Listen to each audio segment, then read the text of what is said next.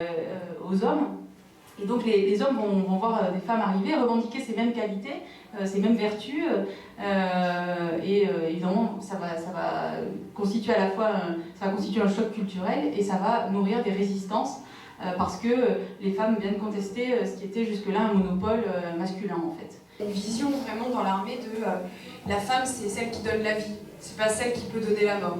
Donc c'est quelque chose qu'on nous répète en permanence, les soldats, ils disent voilà, une femme c'est une mère, ou ça peut être aussi une putain. C'est cette image-là, on ne peut pas imaginer qu'une femme combatte à armes égales sur le terrain avec nous. Donc du coup, ça va être les blagues sexistes en permanence. Les femmes qui vont parfois jouer le jeu parce qu'on n'a pas le choix, parce qu'on est seul, parce qu'on est deux et parce qu'ils sont 15 en face. Et puis parfois dans certains contextes ça peut déraper et le mot est faible.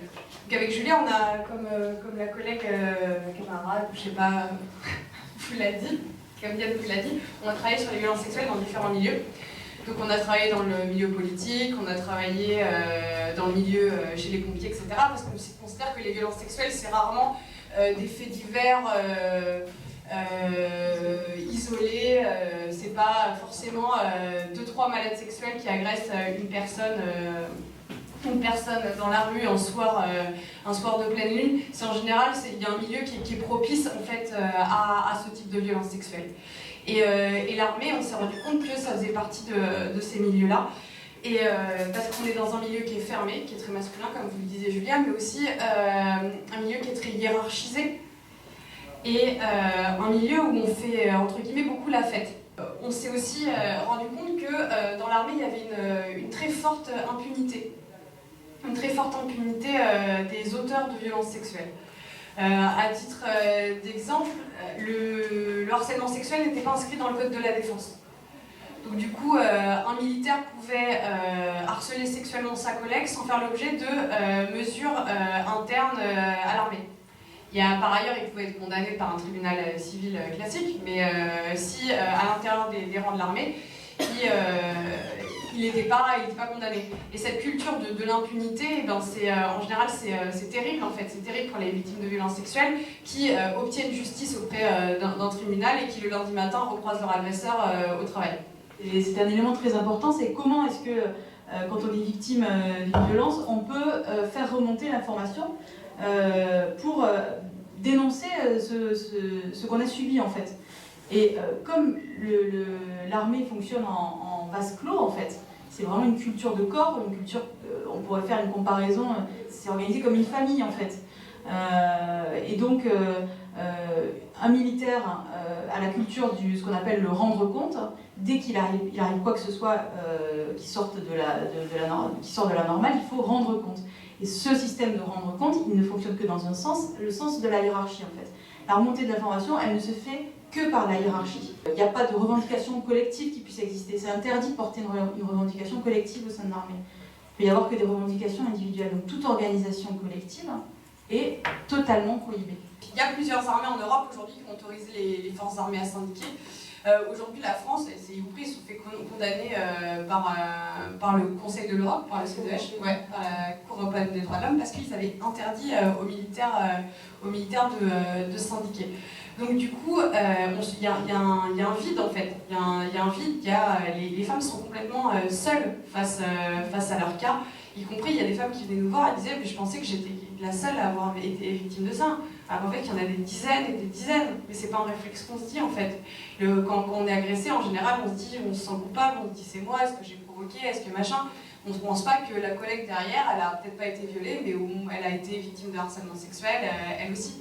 Le refus des femmes dans l'armée et la misogynie, elle est relayée par ces officiers qui, eux, vont donner le là un peu, parce que c'est eux qui dirigent les régiments, les unités, et donc ils vont permettre à ce que les hommes qui sont sous leurs ordres rejettent les femmes, les briment, leur parlent mal, leur fassent des avances, les sollicitent sexuellement, alors parfois sur le registre de la blague, mais il n'en reste pas moins que c'est une forme de pression qui est exercée sur les femmes. C'est un peu la double peine en fait, quoi. Elles subissent la violence, et il y a une deuxième vague, c'est la mise au banc, quoi. Les collègues disent tu as sali l'honneur du régiment, de l'unité, donc on te met à distance. Et puis il y a une spirale qui, de manière classique, quoi, ces femmes-là, elles sont mises en arrêt maladie parce qu'elles n'arrivent pas à s'en sortir, elles tombent en dépression, congé maladie longue durée, et au terme de 2-3 ans de congé maladie longue durée, elles sont réformées pour inaptitude et elles sont plus militaires, quoi. C'est comme ça qu'elles partent par la petite porte, en fait. Et ça, c'est vraiment quelque chose qui est ultra majoritaire. Ça renforce le stéréotype de genre, puisque les hommes se disent qu'elles n'ont pas tenu le coup. Ah oui, et d'ailleurs, c'est ça, c'est exactement ça, c'est la preuve, tu vois, tu n'étais pas faite pour ce métier. Et en plus, c'est vraiment c'est vraiment la tâche infâme, quoi. C'est-à-dire, elle reçoit vraiment un papier, et c'est marqué « réformée pour une aptitude physique ». Et elles disent, enfin en tout cas, il y en a certaines qui nous ont dit mais en fait, j'étais pas inapte physiquement, quoi. C'est pas ça le problème. Comment faire évoluer l'armée avec une structure que vous décrivez, avec des catholiques traditionnalistes qui encadrent et qui contaminent les autres? Parce que, mais je pense qu'il y a des solutions, enfin déjà elles sont multiples et ce serait difficile de toutes les lister, mais ce que vous dites, évidemment, ce que ça fait sens, il y a un changement culturel à l'échelle de la société à envisager, et après il y a des mesures très concrètes, et Leïla en listait certaines, soutenir, recueillir la personne, les femmes qui dénoncent, les protéger, éviter qu'elles soient sanctionnées par des mutations, ne serait-ce que sanctionner les auteurs de manière disciplinaire, les auteurs des violences, etc. Et par rapport à Saint-Cyr, par exemple, il y a cette culture catholique traditionnaliste, ce phénomène-là, il est pointé depuis des années à Saint-Cyr. Pas que parce qu'il a pour conséquence d'alimenter l'ostracisation des femmes, mais aussi parce qu'il y a une culture d'extrême droite qui ressurgit parfois à la faveur de faits divers sordides dans les écoles militaires. Et donc, ce problème du recrutement, de l'encadrement à Saint-Cyr, il est connu. Dans sa finalité, c'est-à-dire la domination d'un petit groupe sur un autre, et en général d'un groupe bien né sur un autre, et dans son organisation interne ultra hiérarchisée, c'est tout simplement la société rêvée de l'extrême droite. Et donc, dans la société rêvée de l'extrême droite, les violences sexistes ont toute leur place. Et à mon avis, une armée émancipatoire, on l'aura jamais. Donc l'idée, c'est pas de changer, même s'il faut répondre aux problématiques et aux difficultés que rencontrent ces femmes-là tout de suite, c'est de détruire l'armée en fait. Mais c'est vrai que si on pousse la réflexion, on peut se dire qu'une armée qui émanciperait notamment ses soldats en son sein, nourrirait sa propre destruction en fait, parce que disons que ça fonctionne aussi parce que y a l'individu s'efface derrière le groupe, et il y a une espèce de projet un peu totalisant et qui fait que nous, c'est anecdotique, mais une des choses qui nous avait interpellés, c'est parmi les femmes qu'on avait rencontrées qui étaient parties de l'armée, parfois elles avaient une vraie liberté de parole et un vrai caractère affirmé, etc. On se disait, mais comment c'est impossible que ces individus-là prospèrent dans un univers militaire où justement on n'a pas le droit au chapitre personnel. Je me dis, c'est en fait des femmes qui s'engagent en n'ayant pas conscience de ce qu'elles vont faire.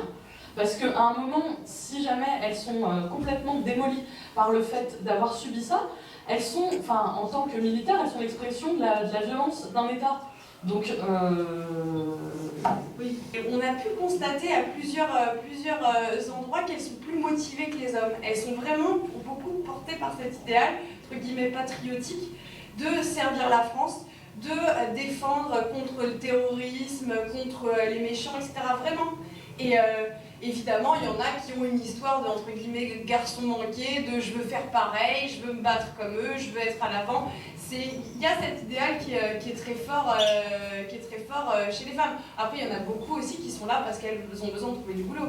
Il y a certains endroits en France où, notamment je pense à l'Est, où il y a beaucoup de casernes militaires, et où tu n'as pas de boulot, et là on te propose d'aller bosser à la cantine du mess, et donc du coup tu fais tes classes et t'es militaire. Il y a ces deux aspects-là. L'armée n'est pas la seule touchée. De tels phénomènes de harcèlement répétés et dissimulés ont cours dans les partis politiques. Autre exemple d'organisation fermée et hiérarchisée, C'est ce que Leïla et Julia ont découvert au cours de leur enquête. On a eu l'occasion avec Julia de travailler là-dessus et de faire y compris un comparatif entre les différentes organisations politiques, le Parti Socialiste, l'UMP, les Verts, le PC, le NPA, etc. pour voir quels dispositifs ils avaient mis en place et comment ils avaient réagi quand ils avaient été confrontés à ce type de violence. Et c'était atterrant. C'est atterrant parce que bon, le PS, on sait ce qu'il est, mais il se présente en tout cas comme une organisation féministe.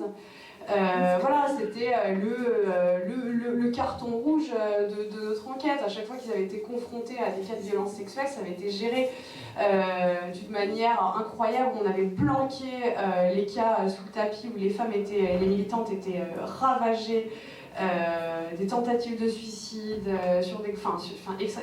d'élus de Parti Socialiste, de députés, de sénateurs, contre lesquels il n'y avait eu absolument aucune sanction qui avait été prise, et de maires aussi.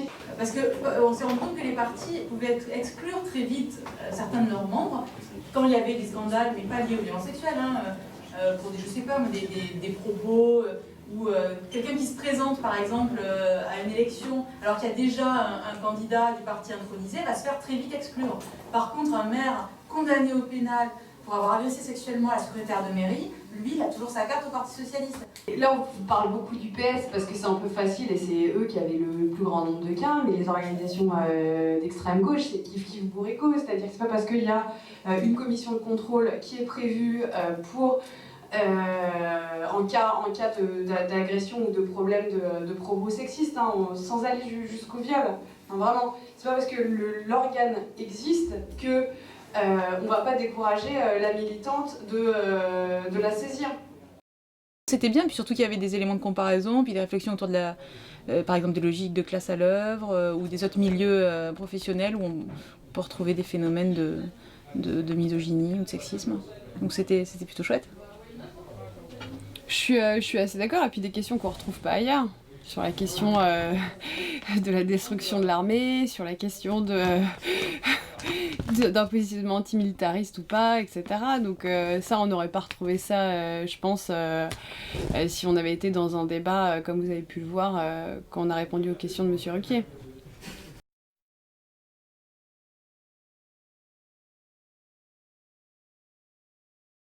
Ça a bousculé les repères en fait. Je sais pas si c'est les stéréotypes de genre, mais en tout cas ça a bousculé les repères de l'armée qui avait l'habitude de se dire que un militaire c'est forcément un homme. Après, malgré ce qu'on peut croire, il y a aussi des personnes qui dans l'armée pensent que c'est possible. Et que c'est possible qu'il y ait des femmes et qui sont pas forcément à l'avant-garde de la lutte pour l'égalité dans l'armée, mais qui essayent de faire avancer les choses. Oui, c'est moins pire, je pense, qu'en 1998, quand les premières femmes sont arrivées. Aujourd'hui, il y a des femmes qui sont officiers, il y a des femmes qui dirigent des unités, des régiments, etc. Donc ça...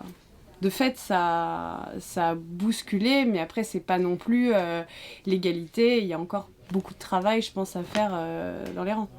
Oui, ce qu'on a trouvé, en tout cas, au fil de nos recherches et de notre enquête, c'est que la féminisation de l'armée avait bousculé le monopole qu'avaient les hommes jusque-là sur le métier d'armes et les valeurs qui y sont rattachées, donc les valeurs de courage, d'honneur, de force physique. Donc effectivement, ça a bousculé la culture militaire. Nous, on parle d'un vrai choc culturel qui a été induit par la féminisation de l'armée française. Et donc effectivement, oui, ça a bousculé dans une certaine mesure les stéréotypes, mais les stéréotypes résistent, une capacité de résistance assez forte. Et donc c'est pour ça que les femmes ont les plus grandes difficultés à faire leur place auprès de leurs frères d'armes.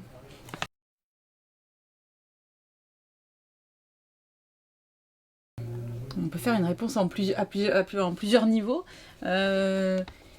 Nous, on pense que quitte à synthétiser un peu à outrance la réponse, mais on pense qu'on peut retrouver un système qui alimente les violences et la loi de l'omerta et donc de l'impunité dans les organisations très hiérarchisées.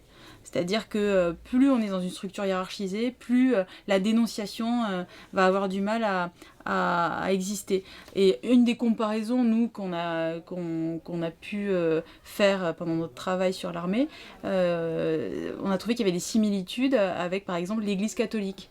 C'est-à-dire que c'est aussi une structure très hiérarchisée, avec une véritable logique de corps.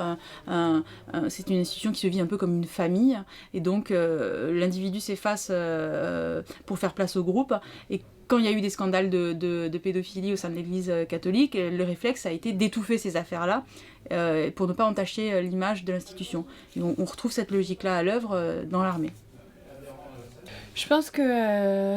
Non, mais je pense que tu as tout dit. Il y a le sport de haut niveau, comme un intervenant nous l'a fait remarquer tout à l'heure dans le débat. Il y a l'Église, il y a effectivement les organisations politiques, notamment celles qui sont très en lien avec le pouvoir, où il y a un intérêt à ne pas faire de vagues, en fait. Où il y a un intérêt à dire « Oula, ça n'a pas lieu chez moi, on va étouffer ». Et ça en dépit de toutes les convictions qu'on peut défendre en public, c'est-à-dire l'armée défend l'idéal de discipline, le sport défend l'idéal de dépassement de soi-même et de... Une méritocratie, les organisations politiques, faire avancer la cause des femmes, de l'écologie, etc. Mais quand les intérêts du groupe, quand le pouvoir pourrait vaciller, on mettra jamais la personne victime en avant, ça sera jamais la priorité en fait. Et donc voilà, ça a lieu à l'armée. Par contre, il faut aussi éviter le discours, à mon sens, qui est c'est comme partout ailleurs en fait, qui est souvent quelque chose qu'on nous renvoie.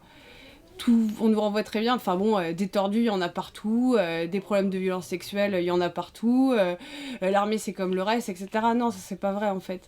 Après, ce qui est intéressant, c'est d'identifier les mécanismes, soit qui débouchent sur la violence, soit qui l'alimentent en fait, et qui permettent qu'elle se perpétue dans le temps, qu'elle se reproduise. Et effectivement, il y a au sein de la société, dans sa globalité, une forme de patriarcat, de misogynie, de sexisme, etc., qui favorise les violences sexuelles. Mais dans certaines organisations, parce que les femmes sont minoritaires, parce qu'il y a une forte hiérarchisation, parce qu'il y a des intérêts supérieurs à défendre, on va trouver donc les ingrédients qui vont accentuer cette violence-là et permettre qu'elle se reproduise en fait, parce qu'il va y avoir une impunité, une loi du silence, etc.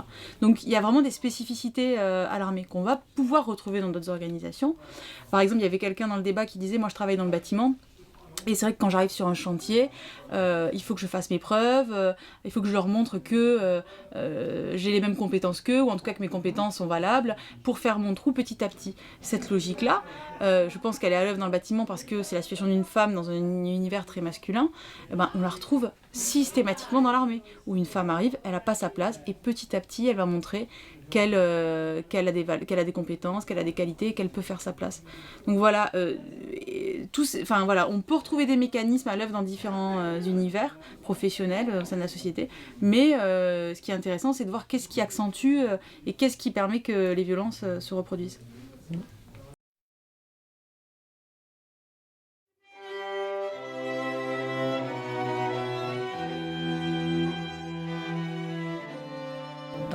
Dans mon travail, vu un petit peu ma dégaine déjà, mon âge, je me suis retrouvée donc face à un patron qui me considérait un petit peu comme, pas comme un tâcheron, je vais pas dire ça, mais voilà, tu fais ce qu'on te dit et ça s'arrête là. Et sur les chantiers, j'avais souvent affaire à des chefs de chantier un peu bourrus, donc qui ne me prenaient pas vraiment au sérieux, en tout cas au départ. Donc je me suis bornée très gentiment à faire mon métier et à les prévenir de ce qui allait arriver si on ne faisait pas telle ou telle chose. Et puis j'attendais que ça arrive. Et là, ils commençaient à m'écouter en me disant, en se rendant compte que voilà, c'est pas parce que j'étais une femme que je connaissais pas mon métier, quoi. pieds.